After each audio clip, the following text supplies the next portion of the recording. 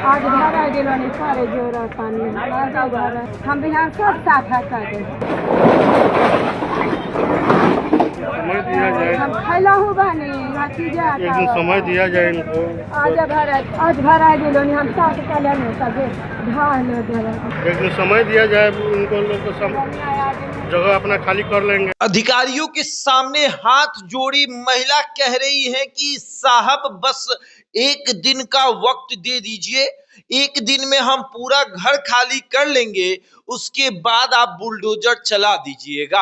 आज भरा गेलो नहीं सारे जोरा पानी भरा हम बिहार सब साफा कर दे। फिर अधिकारी कहता है कि तुमको पहले से बोला गया था ना। तो महिला जवाब देती है कि साहब अकेले क्या क्या करेंगे, अकेले हैं, अकेले कैसे करेंगे, तो एक दिन का वक्त दे दीजिए, एक दिन में हम अपना घर अब जो कुछ बचा है निकाल ले रहे हैं और उसके बाद आप बुलडोजर चला दीजिएगा।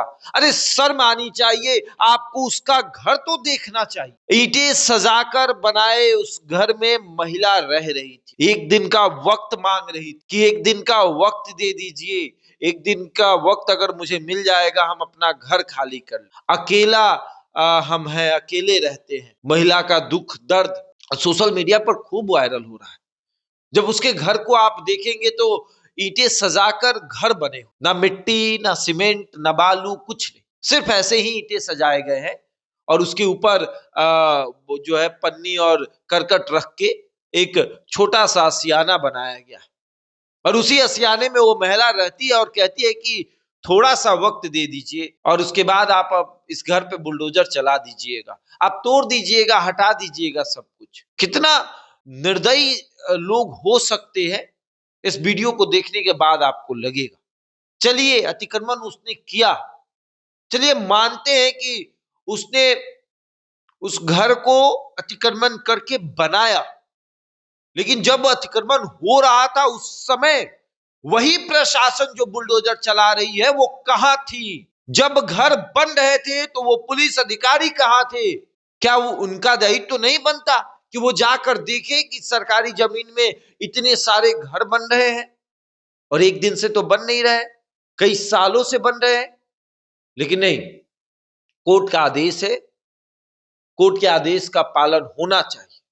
लेकिन उसी कोर्ट के आदेश में इस बात का भी जिक्र है कि पहले आप कहीं उनको रहने के लिए जगह दे दीजिए, जहां पर वो त्रिपाल उरपाल लगा कर रह सके, उसके बाद उनका घर तोड़ दीजिए। वो महिला इस ठंड में कहां जाएगी? जो अपना घर का सामान तक नहीं निकाल पाई, आप उसके घर पर अगर बुलडोजर चला दिए तो उसका सामान तो उसमें दब गया, वो कहां से ठंड के कपड़े निकाल पाएंगे? और कहां है ये नेता? हाँ, आप जिस कमरे में बैठकर राजनीति करते हैं उस कमरे की जो लागत होती है उस लागत का 1/3 हिस्सा भी उस घर को बनाने में नहीं लगा। वो 1/3 हिस्सा भी उस घर को बनाने में लग जाए तो वो घर खूबसूरत बन जाए। आप जितने आलीशान घरों में रहते हैं, एक एक नेता के घरों में आप चले जाए, एक एक कमरे में 2-2 एसियां लगी होती हैं।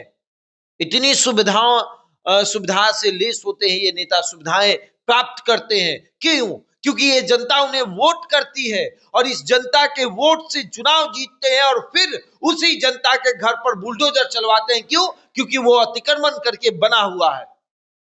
अतिक्रमण करके बना हुआ घर अगर है तो वो समय मांग रही थी महिला सिर्फ एक दिन के लिए, रो रही थी, बिलक रही थी, हाथ जोड़ के अधिकारियों के सामने खड़ी थी और कह रही थी कि बस एक दिन का समय दे दीजिए, एक दिन का समय अगर आप हमें दे दीजिएगा हम उस घर को हटा लेंगे।